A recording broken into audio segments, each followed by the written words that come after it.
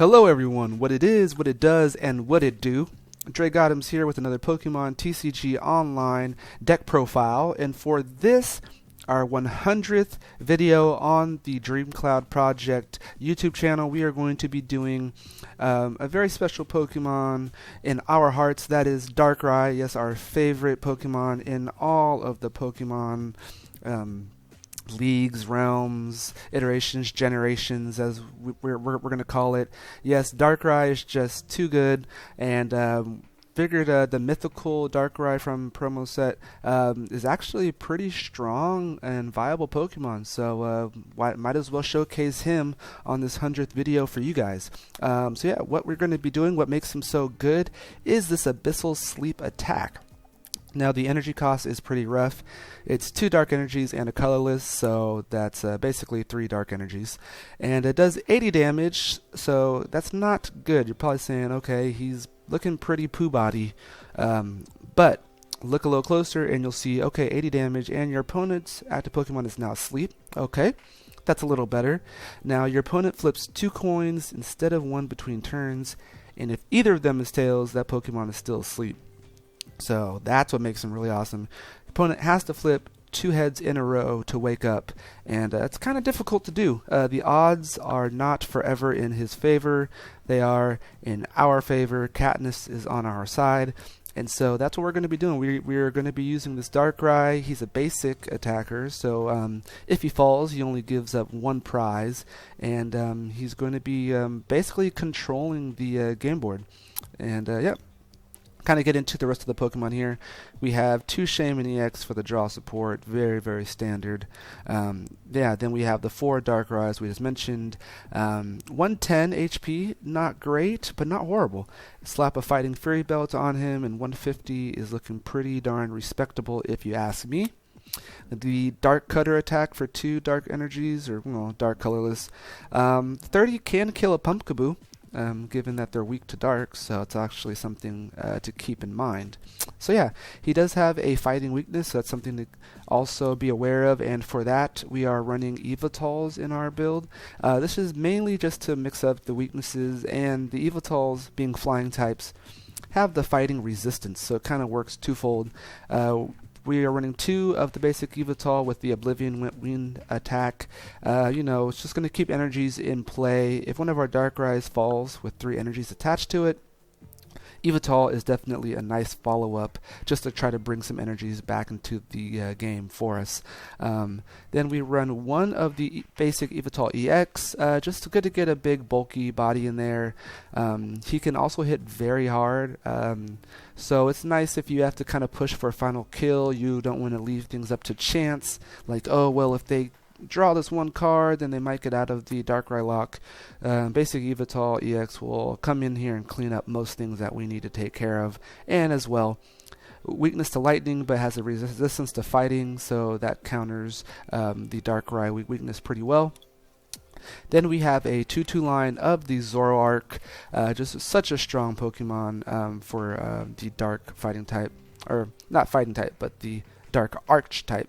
With the stand-in Russian ability, just lets you have a lot of freedom and mobility in what you need to do, which attackers you want to set up. And his Mind Jack attack can hit very strong as well, 30 damage for each Pokemon on your opponent's bench. So with the full bench, he's doing 160. If you have muscle bands, he does 180. But we are running muscle bands, but still very strong. And with the float stone, it gives us a lot of freedom and movement. Now for our item cards, we are running 4 Max Elixir. The 3 energy is a lot to set up on Darkrai, and we don't want to be too slow because most decks right now in the meta are very fast. So Max Elixir is our way to try to keep up with that speed. We have 2 Starling Megaphone. We are running 2, which is a high count, mainly in most part because we want to counter our opponent's Zoroarks. Zoroark, Russian, and Retreat is a very good way to kind of nullify this whole Abyssal Sleep strategy. And so we want to be aware that if we play against a dark deck, we have some sort of, not really a full counter, but hopefully a way to slow down their Russian and Retreat. So that's why we are running 2.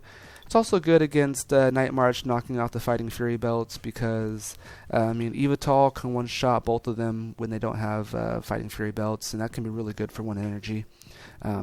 Next up, we have 3 Trainer's Mail for the consistency. 4 Ultra Ball. We are running 3 VS Seeker.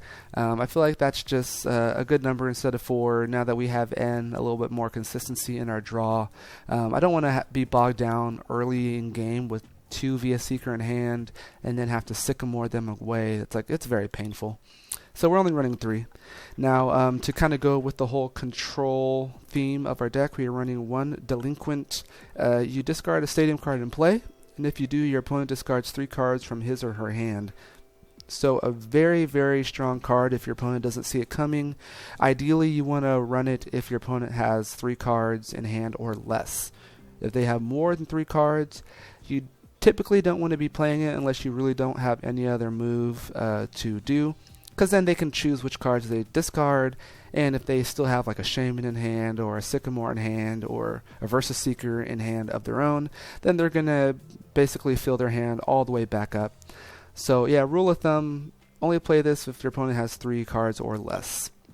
Then we have 1 Hex Maniac, just to stop, every deck for a turn or a couple turns. Greninja is a really, really tough matchup for us, so we would definitely be looking for this Hex Maniac if we come across that deck. We have 1 Lysander, just really good standard card. We're running 2 N. I feel like 2 is a good number to play. Your opponent's going to be playing Ns as well, so I feel like there's going to be enough N duty going around on both sides where you should only really need 2. Then we're running 4 Professor Sycamore, just too good not to run 4. Running 3 Reverse Valley, and we are running this with the 10 more damage for Dark Pokemon. 10 damage doesn't seem like a lot, but it can be the difference between a kill and a non-kill in a lot of cases, so definitely worth running. And since we have 2 different weaknesses that we're covering, we don't really need that Shadow Circle. Then we have 4 Fighting Fury Belt. We're going to be slapping that on the Darkrais and the Evitals, so yeah, definitely want to boost our guys up and give them more survivability. 3 Floatstone. Now, that's also a high number, a high number of starting megaphones for the deck and a high number of floatstones. I feel like it works well with this Darkrai build. The floatstones are going to be used in conjunction with this Max Elixir. Ideally, we want to have Darkrai on the bench, Max Elixir once or twice early on, get him ready, and then retreat whatever is in the active. Sometimes you won't have the Zoroark ready to go, so you might have to put a Floatstone on an Evital or something like that.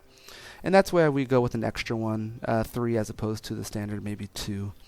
And to round it off, we have 12 Darkness Energy, 12 Basic Energy. I feel like is a good number for Max Elixir ratios. This helps you hit it more consistently. So yeah, there it is. That is the Mythical guy and all his prowess. Let's go ahead and see if we can get a match on the ever vigorous, ever dangerous versus ladder of Pokemon TCGO. But yeah, I feel like it's a really strong deck. Not just for deck profile cases, but it's actually pretty competitive. Yeah, it looks like we are playing against probably a Night March, so we'll see if my boasts actually hold up. Now, we lost a coin flip, but we may be going first anyways if it's a Night March, because sometimes they defer to go second. No, but here we do see our opponent choosing to go first. We'll see what we're starting off with. Okay, not a bad hand.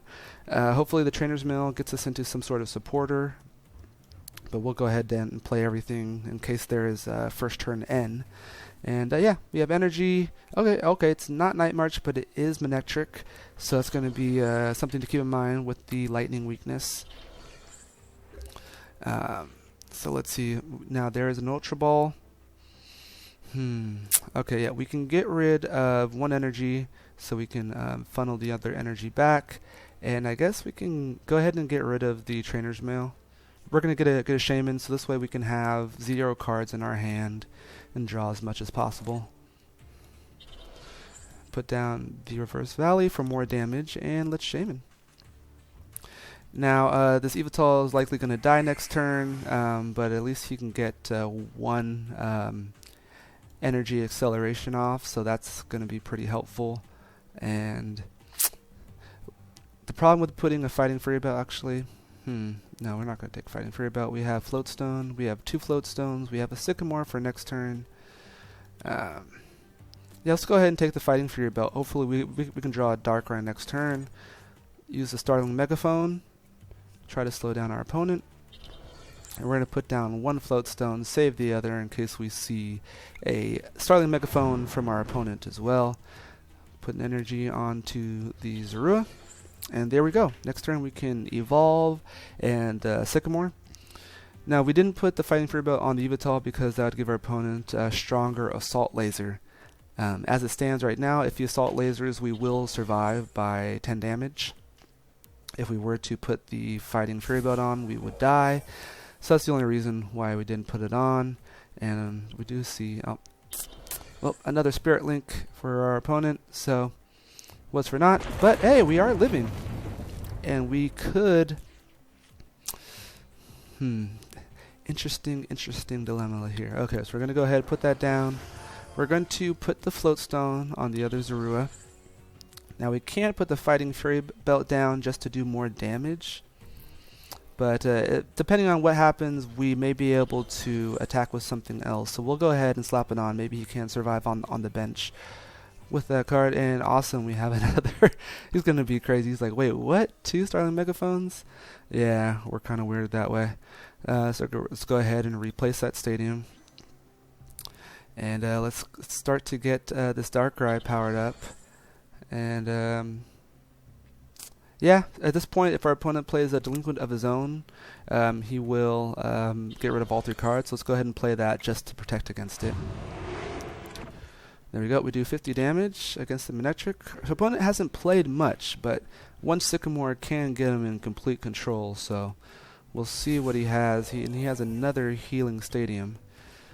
So far we've only done 30 damage, which is heartbreaking. And we see an Overrun, which is going to get a kill, I believe. And actually, it might not. I think we're actually going to survive. So that might be a misplay on our opponent. Yeah.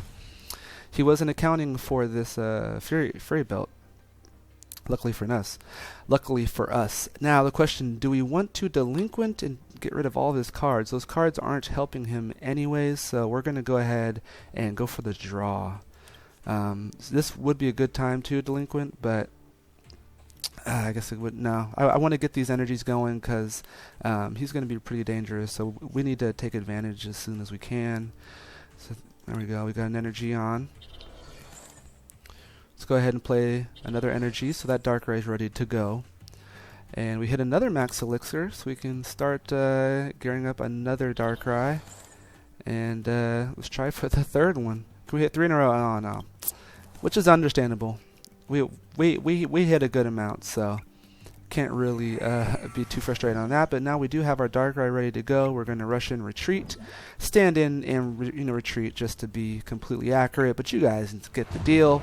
And we attack for 90 damage, and we'll see. He hits 1 heads, and he hits 2. Our opponent is lucky, so he is able to get out of it. Likely it's not that big of a deal, because if our opponent Mega Evolved, he would have gotten out of that situation anyways. But we see a Jolteon come down. So it's good that we have our Zoroarks in play, and a Battle Compressor. So he could be going, hopefully, he's probably going to dump some energies and a Supporter. We should see either a VS Seeker for Supporter, or he's just getting it ready for a power-up on the Jolteon. And he has 90 damage on him, 80 damage left. Is this an Overrun to kill? Okay. So he's just taking a prize there. We see an Overrun. So our Darkrai is looking good. But if our opponent just keeps a Jolteon and nothing else, that can be an issue. But that's alright. We're going to go ahead and play down the Yveltal and put a Fighting Fury Belt. Since we're going to draw 2 cards, we're not worried about being stuck in hand. And let's go ahead and Abyssal Sleep for the kill. So there you go. 90 damage is not a bad damage for an attack. Plus, it goes with the, the advent of being able to, sleep and hopefully keep him asleep. Our opponent was able to get out of it, but now we have a good chance to slow down our opponent here.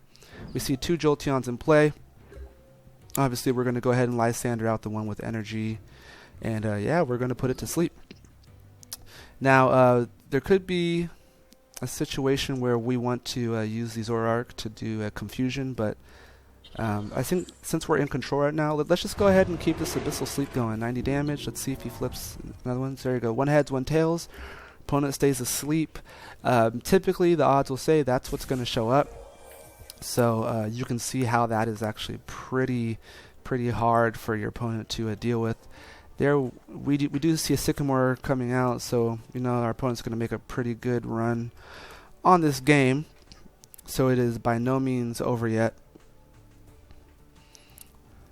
You see another Fighting Fury Belt coming out, and unfortunately we've used our 2 Starling Megaphones. Maybe we should run 4 Starling Megaphones. How does that sound? You guys down with that?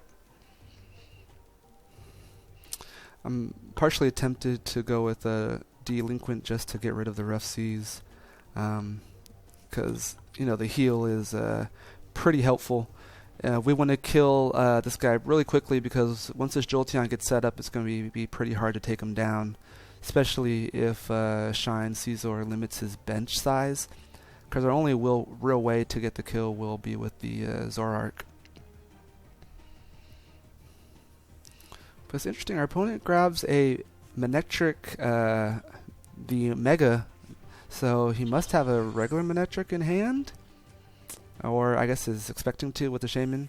But the Shaman's good for us. That means that the Zoroark is going to have the ability, hopefully, to get a kill on it.